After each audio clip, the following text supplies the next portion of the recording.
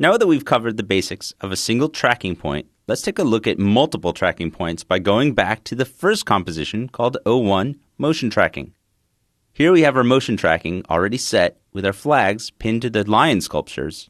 We'll just close these up and hide them by selecting them all and turning on the shy layers for the layers and for our composition. Because we're done with the paint, we can close out these windows by clicking on the small window here and closing the panels for each one of these windows. Next, we'll want to create a track for this layer, so we'll double-click on it, revealing it in its own layer window. Again, we see our familiar track motion, stabilize motion points, but what we want to do is create a new type of motion tracking, and this time we're going to cheat and go to 4 seconds and track forward from there. What we want to do is track the motion of the arches at the top of the stairway, but we also want to track the corners of the entryway. Because there is a perspective here, we could use perspective tracking, but we'll want to use the full range of 4 trackers and control those trackers individually. So again, we'll track motion by clicking on the button for tracking motion, and this time, rather than using the track type for transformation, we'll select the second corner pin called perspective corner pin. Now here's the difference between the two. By clicking on perspective corner pin, we're able to control 4 tracking points which all have a relationship to each other as indicated by this small line in between each tracking point. If instead we choose the track type called parallel corner pin, After Effects will also make the assumption that because this is parallel, anything that I do to track point 3 and track point 2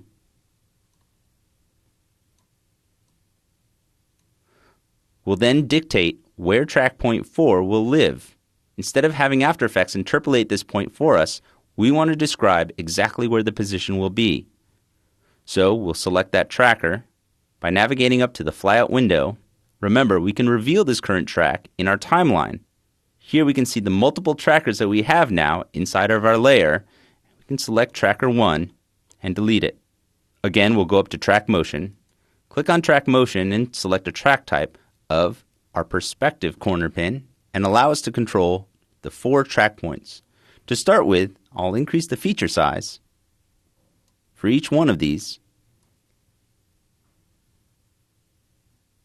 And by clicking and dragging it out to the size of my search area, the feature size will actually push the search area larger. Next, I can move each one of these track points to its search area down inside the middle column.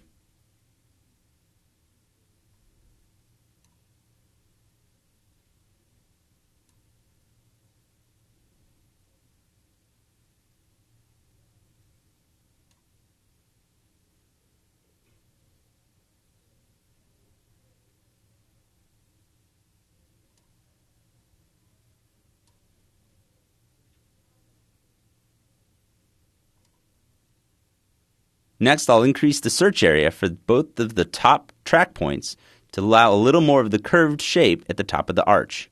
Once I'm satisfied with it, I'll make sure that my timeline is parked at 4 seconds or thereabout. Then I'll use the Analyze Forward button to track this forward.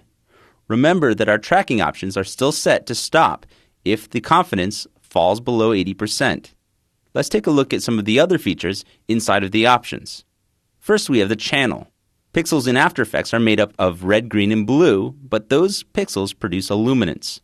We can either track by the red, green, and blue color, or we can track by the luminance or the saturation of color. Usually, luminance will provide a good contrast and deliver the most accurate track. Additionally, we may need to either blur or enhance the pixels before we start to track. Here we can apply that process by turning on the checkbox for either blurring or enhancing. Blurring will smear the pixels in our source layer without actually blurring them in the result. Enhancing them, on the other hand, will sharpen those pixels and may deliver a more accurate track. Some other options here are the ability to track fields or adapt the feature on every frame. Subpixel positioning is automatically turned on, and this will deliver a much more accurate track. Remember, all of this tracking is done with the tracker that comes with After Effects. Adobe also allows you to use third-party software as long as After Effects will recognize it. Once you've selected it, go ahead and press OK. Next, we'll use the Analyze Forward to analyze the front of the building and create a track as it moves along from 4 seconds to the end of our clip. Once the track is done, you'll notice that we've actually created 4 new tracking points. All of those tracking points, now in a set called Tracker 1, can be seen by twirling down the arrow next to the word Tracker 1. All of these track points can be renamed to describe their position inside of our corner pin. To rename the tracker itself, we know that we can name it up in the options of our tracker controls, but we can also rename it here. So, clicking Return on the keyboard, I can call this corner pin. Next, I'll rename each one of these to describe the point's location. Upper left, upper right, lower left, and lower right. This gives me a more accurate description of where these corner pins should be. Now, while this example of this building may not show it, there are instances where your upper left and lower right, upper right and lower left may switch and flip over as the track continues. And it's important to know where those tracking points are, even if they're upside down and backwards.